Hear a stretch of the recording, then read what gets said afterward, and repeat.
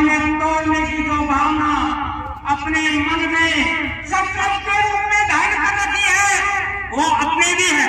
हमें तो अपनों ने तोड़ा, हमें तो अपनों ने तोड़ा, हमें तो अपनों ने तोड़ा, गैरों ने कहा गया था, हमें तो अपनों ने तोड़ा, गैरों ने कहा गया था, हमारी कट्टी भाई जापानी बनी। मैं अपने समाज के सबको क्या दिलाना चाहता हूँ, बाबा साहब ने आपके अधिकार सुरक्षित कर रखे हैं। संविधान एक ऐसी किताब, एक ऐसा विचार, एक ऐसा मूलभूत, एक ऐसा कानून जो आपके लिए सुरक्षित रखा। आप उनको बचाने के लिए क्या कर रहे हैं मैं पूछ रहा था।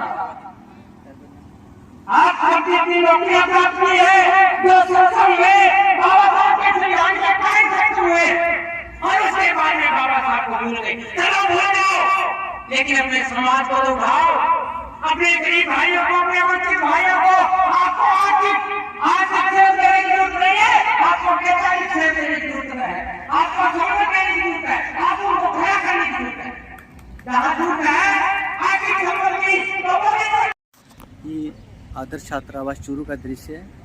यहाँ अध्ययन करने वाले विद्यार्थी जो सेवा भाव में 5 दिन से लगे हुए हैं। आज 14 अप्रैल बाबा साहब भारत रत्न विश्व रत्न बाबा साहब का जयंती समारोह है जो हर्षोल्लास के साथ में मनाया जाएगा। कुछ ही समय पश्चात समाज के प्रबुद्धजन आ रहे हैं। आज 135वीं जयंती का समारोह है आदर्श छात्रावास चूरू के प्रांगण में आयोजित किया जाएगा। सत्यमेव जयते। छात्राएं रैली के रूप में बाबा साहब का उद्घोष करते हुए मंच की ओर बढ़ रहे हैं।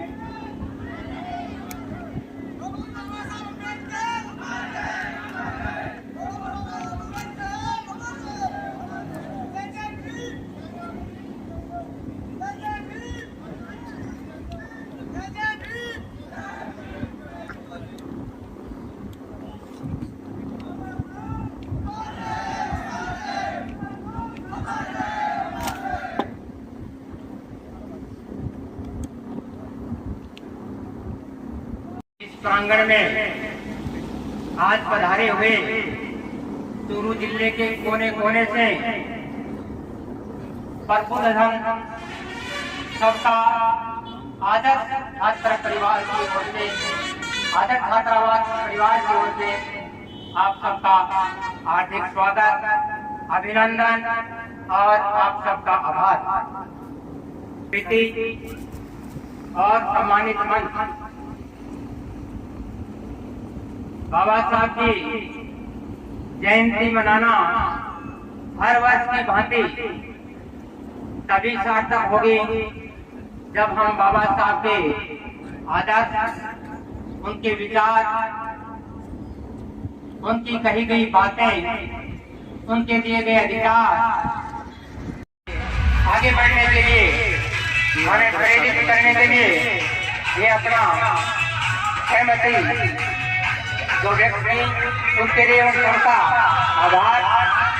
भीमराव अम्बेडकर भारतीय संविधान के प्रमुख रचनाकार थे। उन्होंने ऐसा संविधान तैयार किया जो प्रत्येक नागरिक को समान अधिकार देता है। वे महिलाओं के अधिकारों, श्रमिकों की सुरक्षा और शिक्षा के प्रबल समर्थक थे। उन्होंने बहिष्करणी सभा जैसी संस्थाएं बनाई जो दलितों के उत्थान के लिए काम करती थी। 1956 में उन्होंने बौद्ध धर्म स्वीकार कर करोड़ों लोगों को समानता का मार्ग दिखाया।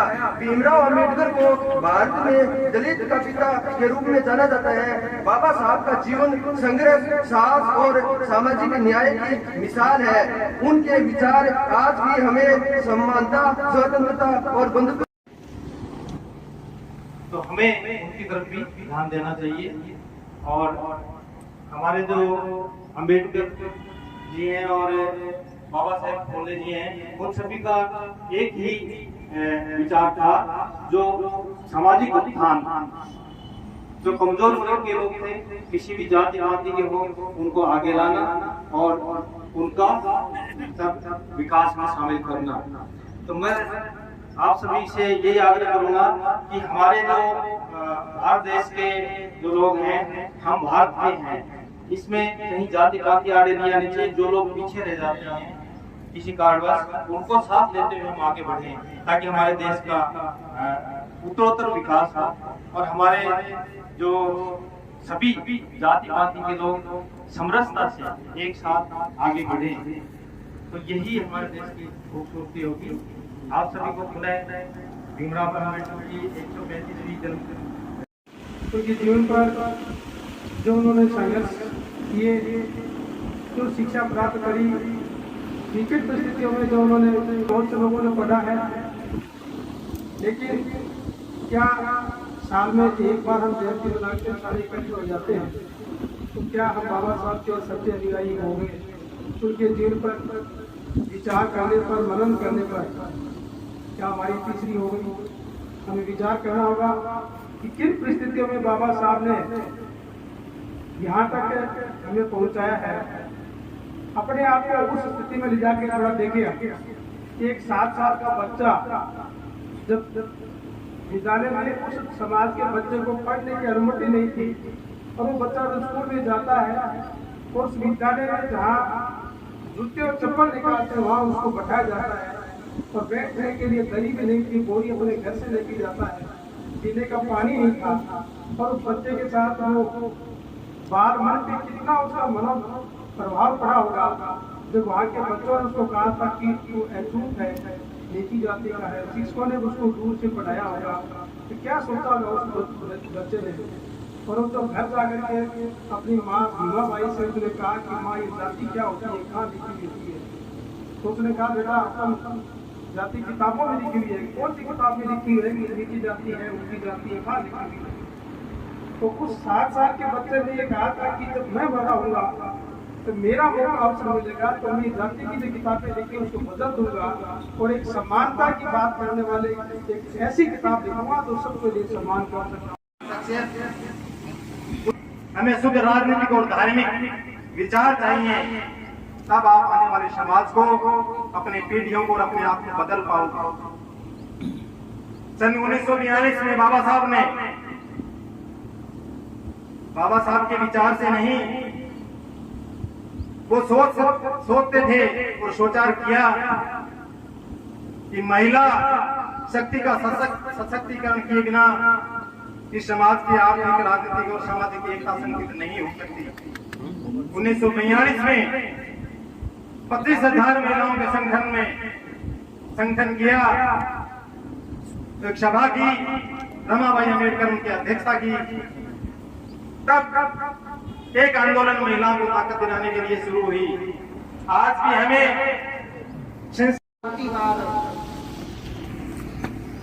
जिन्हें हम प्रणाम कर सके, नतमस्तक कर सके, वो हमारे बाबा साहब हैं। भगवान को हम पहले भी पूजा करते थे, खूब सारी पूजाओं के द्वारा मंदिरों में प्रवेश भी नहीं था, तब हमें मुक्ति नहीं मिलेगी उन प्रार्थनाओं से। आए एक महान दाता, मुक्ति दाता, जिन्होंने हमें विश्व रत्न, देश के वतन केसरी भारत, महान अर्थशास्त्री, महान योजनाकार, महान राजनीतिज्ञ, समाज सुधारक, भारतीय रिजर्व बैंक की स्थापना में प्रमुख भूमिका निभाई उन्होंने। मानव अधिकारों के पैरी और ज्ञान के जो जिनके बराबर हम अभी है ही नहीं कोई। हमारे विद्वानों ने भी कहा है अभी कि सबसे जरूरी जो मुद्दा है, सबसे जरूरी जो बात है, हम आज महानायक, महामानव, उनके जो विचार हैं, फूले शाहू, माननीय कांशीराम साहब, उनके जो विचार थे, उनके विचारों को अगर हम जीवन में नहीं उतारेंगे तो उनकी जो ज्वाला थी, जो फैलाई हुई आग थी, ठंडी पड़ जाएगी। उनके विचारों को जीवन में उतारना अत्यंत ही जरूरी है।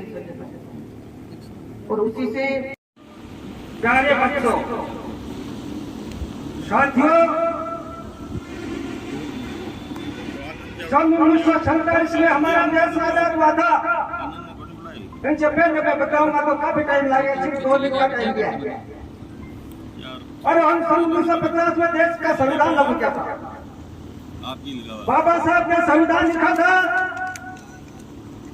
और संविधान में मान लीजिए हो किसान हो चाहे मजदूर हो चाहे महिला हो, हर वर्ग को उन्होंने अधिकार दिया था।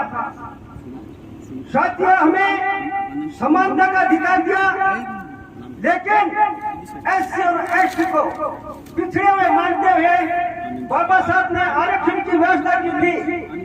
उस आरक्षण के माध्यम से एससी एसटी के लोग आज आईएएस, आईएएस, आईपीएस अधिकारी बन गए हैं और हमारा चाहे लोकसभा चाहे विधानसभा में हमारा आरक्षण है, हमारा विधायक बने हैं, एमपी बने हैं और मंत्री बने हैं। ये बाबा साहब की दिन है।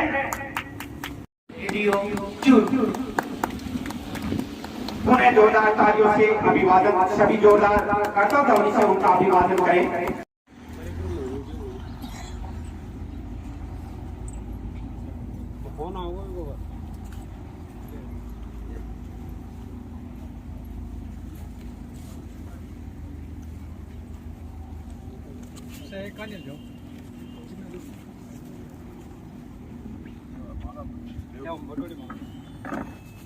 नारी शक्ति में निवेदन रहेगा कि आप भी नारी शक्ति में बेटा थोड़ा सा बिन्ने घूम जाओ, बिन्ने घूम। हाँ यहाँ, हाँ ठीक। हाँ हाँ एक मिनट, कुर्सी डाल लो, बस हाथ लगा लो खेत। ज्ञान के प्रति सिंबल है बाबा साहब डॉक्टर भीमराव अम्बेडकर, विश्व रत्न के रूप में जिन्हें जानते हैं। जितना पढ़े उतना कम है। काशीराम जी का जीवन जब पढ़ते हैं, प्रेरणा का जो स्रोत रहा है, बाबा थोड़ा साइड में जाओ, संदेश को घर घर तक पहुंचाया श्रीमान काशीराम जी। सगला पुष्प ले लो। बाबा साहब तो मूर्ति अनेक हो जाते हैं, इसलिए जो गलत विचार है उनको दिशा दे और अपनी दिशा बदले।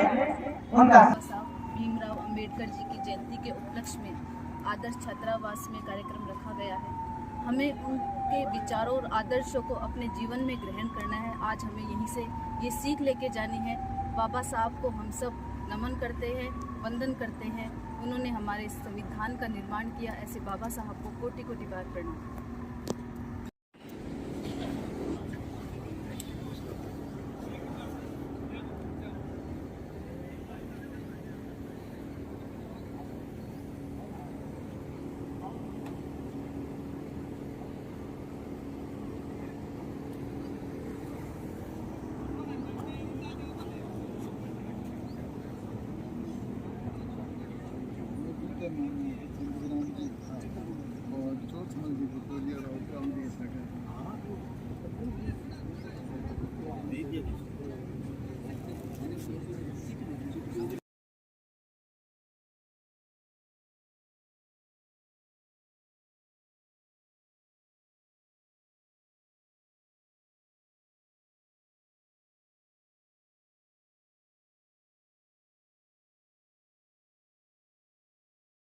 नागरिक वंदना जी आज ये जिला प्रमुख का माला पहना करके अभिनंदन करेंगे।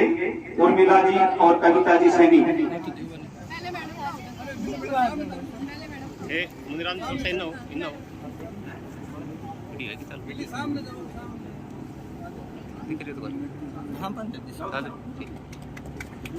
उर्मिला जी और कविता जी सैनी।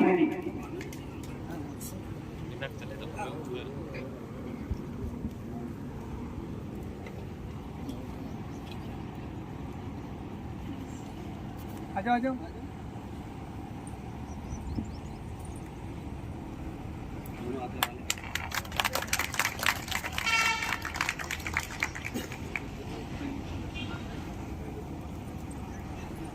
सम्मानित मंच का अभिनंदन करने के लिए कोर कमेटी में हंसराज जी सांवर, राकेश जी, राजकुमार जी और शीशराम जी से मेरा आग्रह रहेगा कि सम्मानित मंच का आप पंचशील पहना करके अभिनंदन करें। हंसराज जी सांवर, शीशराम जी, राजकुमार जी और राकेश जी।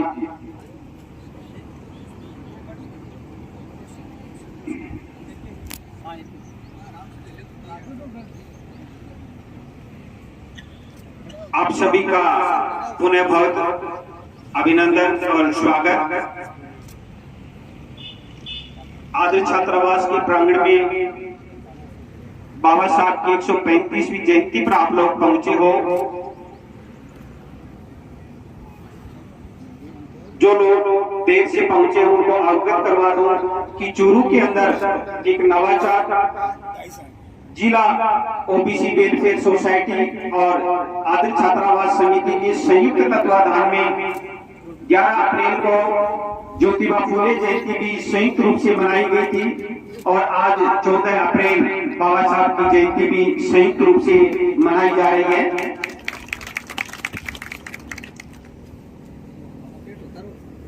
ये विचार जहां से भी आए हैं एक परिवर्तन कहूं या एक अच्छे युग की शुरुआत कहूं जो समाज में एक अच्छी क्रांति लेकर के आएगा। निश्चित रूप से जब बात होती है, बाबा साहब ने इस देश को एक बहुत बड़ा ब्रह्मास्त्र दिया था, लोकतंत्र के अंदर वोट का अधिकार। अगर उसका सही सदुपयोग करके जो लोग समाज हित में काम कर रहे हैं, जो पीड़ित शोषित और जो समाज के हंसी के ऊपर जो लोग हैं, उनकी जो देखभाल, उनकी जो सेवा करेगा जो भी प्रतिनिधि होगा, उनको ब्रह्मास्त्र का उपयोग करें और समाज हित में सही दिशा तय करें। बहुत बहुत धन्यवाद अग्रिम पंक्ति के लोगों को जिन्होंने जिला ओबीसी वेलफेयर सोसाइटी और आदर्श छात्रावास समिति के संयुक्त तत्वाधान में चूरू के अंदर ऐसा एक शानदार नवाचार किया है। बाबा साहब को जब पढ़ते हैं और उस बच्चे की सोच देखिए, जब वो स्कूल में पढ़ रहा होता है और प्रश्न किया जाता है अध्यापक के द्वारा कि आप बताइए कि चीज को छू नहीं सकते। किसी ने चांद का नाम लिया, किसी ने सूरज का नाम लिया और किसी ने तारों का नाम लिया, लेकिन बाबा साहब की सोच देखिए, उन्होंने क्या कहा कि जो सामने मटका रखा है इस मटके को मैं छू नहीं सकता। सोच देखिए, उस छोटे से बालक की पीड़ा देखिए। तो जब तक हमारा बौद्धिक विकास नहीं होगा, चिंतन नहीं होगा, तब तक हम उस पाखंड आडंबर में ही अटके रहेंगे। विज्ञान को पढ़िए, विज्ञान पर तर्क करिए, बशर्ते अंधविश्वास से दूर रहिए। एडीएम चूरू पधारी हैं, उनका भी मैं स्वागत व्यक्तिगत और संस्था की ओर से स्वागत करता हूं। और आज भी दिखा रही है, वो पाखंड के रूप में चल रही है। उस समय अनपढ़ गुलाम थी, लेकिन आज वो बड़ी नकली गुलाम है। मेरा कथन एकदम सत्य है। आप कभी कहीं पर भी जाके देख लो कि नारी है वो अनपढ़ गुलाम सही है या पढ़ी लिखी गुलाम, क्योंकि हम अनपढ़ को ये कह सकते हैं कि वो पढ़ी लिखी नहीं है, इसलिए धर्म के आडरमों में वो फंसी हुई है। लेकिन यदि पढ़ी लिखी महिला जब बाढ़ त्योहार और इनकी महिमा में जकड़ी हुई है, तो हम क्या कहेंगे उन महिलाओं को? उनकी पढ़ाई बेबुनियाद है, इसलिए मायने वो काम में नहीं है।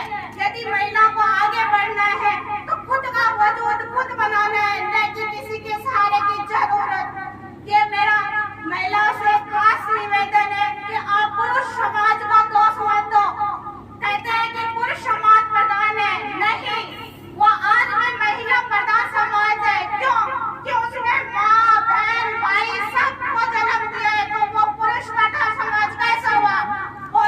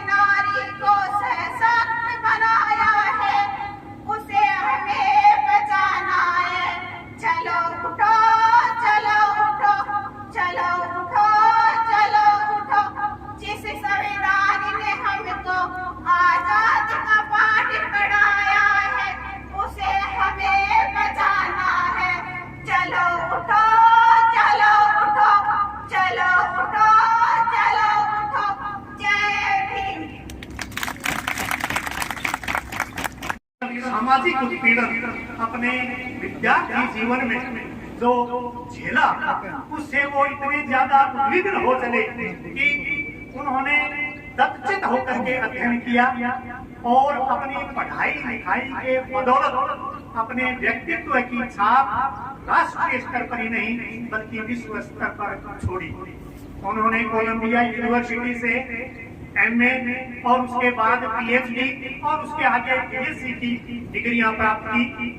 विदेश में पढ़ाई करते वक्त 1916 में ही उन्होंने एक रिसर्च पेपर लिखा जिसका टाइटल था भारत में जातियां, उनका तंत्र, उत्पत्ति और विकास। इस रिसर्च पेपर में उन्होंने पूरे तर्कों के साथ में ये सिद्ध करने की कोशिश की कि भारत ये जो समाज है उसमें धर्म का दर्जा दिया गया है, जिसको हिंदू धर्म, कोई सनातन धर्म, कई नामों से आजकल जाना जाने लगा है, कि भारत का हिंदू धर्म 2 स्तंभों पर टिका हुआ है, 2 खंभों पर टिका हुआ है।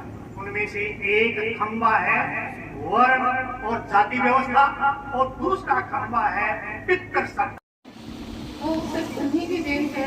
एक देश को जो चलाने वाली जो मूल नियम पुस्तिका है वो सिर्फ हमारा संविधान है, जो विश्व में सबसे लंबा लिखित संविधान है, जो भी उन्हीं की देन है।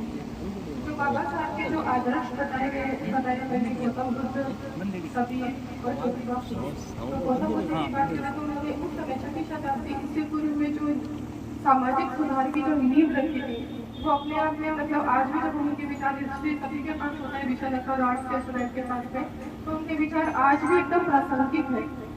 वही कबीर है, अगर कबीर को हिंदी साहित्य में से निकाल दे या भारत के सामाजिक या सांस्कृतिक विरासत में से निकाल दे तो कुछ भी नहीं बचता। तो कबीर का जो दर्शन है वो और गौतम बुद्ध का जो दर्शन है वो हमारी क्रांति की नींव है। तो इन्हीं पे आदर्शों पे हमारा मतलब भारतीय समाज चले। और आप सभी लोगों से भी अनुरोध है कि स्वयं को शिक्षित करें, स्वस्थ रखें। जो मेरे से पूर्व वक्ता है उन्होंने काफी अच्छे से इन चीजों को बताया भी है। तो मैं आप सभी से यही अनुरोध करूंगी कि अपने घर पे एक इस टाइप का माहौल क्रिएट करें कि जिससे सभी का विकास हो, ना स्त्रियों का ना बच्चों का, मतलब सभी का ही विकास हो, पुरुष का, सभी परिवार आगे बढ़ेगा और उसी से ही हमारे देश का विकास होगा।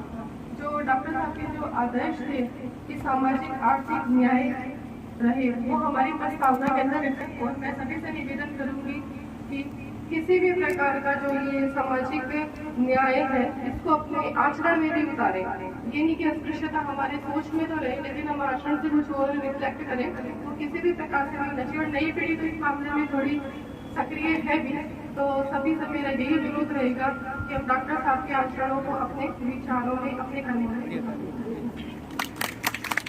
पावन पर्व पर सम्मानित मंच और उपस्थित दूर दराज से आए हुए पितृतुल्य बुजुर्गों, युवा साथियों, मातृशक्ति और मेरी साथी बहनों, सबसे पहले तो बाबा साहब के श्री चरणों में अपना वंदन करती हूँ। आज मुझसे पूर्व वक्ताओं ने बाबा साहब के प्रति जो विचार थे वो बता दिए हैं। मेरा मानना है कि आज हम इस जयंती से जो विचार हमें मिलेंगे वो इस दरवाजे से बाहर जाकर भी हमारे मन में रहेंगे, क्योंकि उनके जो विचार और जो आदर्श है वो हमारे लिए एक प्रेरणा की में हमें उन्हें अपने जीवन में उतारना चाहिए। बाबा साहब ने संविधान में हम सबको समानता का अधिकार दिया है। जब बाबा साहब छोटे थे तो एक कक्षा में जब वो बैठे थे तो उनके अध्यापक ने क्लास के सभी बच्चों से पूछा कि बताइए ऐसी कौन सी चीज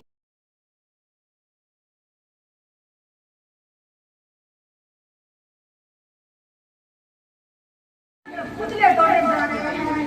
सब धर्म, सब समाज के ऊपर उठकर मैं सब राष्ट्र धर्म को महत्व देती हूँ। सबसे बड़ा धर्म राष्ट्र धर्म है, जिसके अंतर्गत स्वतंत्रता, समानता और विश्व बंधुत्व की भावना समाहित है। बाबा साहब के जीवन से हमें यही प्रेरणा मिलती है कि हम अपने राष्ट्र और समाज के प्रति दायित्व को ईमानदारी पूर्वक निभाएं और देश हित में अपने जीवन को लगाए ताकि अपना देश एक विकसित राष्ट्र बन सके। महात्मा बुद्ध ने कहा था दीपो भव, अपना दीपक स्वयं बनो, अर्थात आगे बढ़ने के लिए हमें खुद को मेहनत करनी पड़ेगी, संघर्ष करना पड़ेगा। क्या किया है बाबा साहब ने, वो किया है इस देश की शान और इज्जत, इस देश के नागरिकों को छूती है। इस देश का राज दूसरे देशों